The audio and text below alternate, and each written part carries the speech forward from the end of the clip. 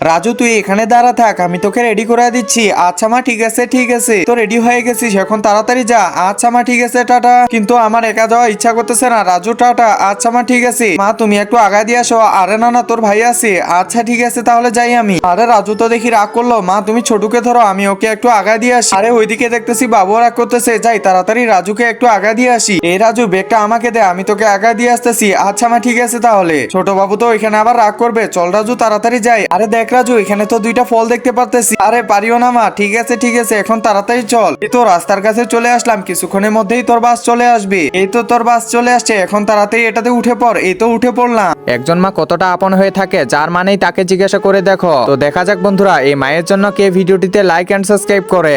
আর যারা মাকে ভালোবাসো না, তারা ভিডিওটি থেকে দূরে থাকো। আচ্ছা মা, ঠিক আছে, টাটা। আচ্ছা আচ্ছা, ঠিক আছে, দেখে শুনে যাইস কিন্তু। ওইদিকে আবার বাবু কান্না করতেছে মনে হয়, তাড়াতাড়ি যাই। আর রাস্তাটা তো পিছলা মনে হচ্ছে, কখন যে এই রিমি আসবে। এই তো আমি চলে আসছি। আরে ছোটু, আমি চলে আসছি।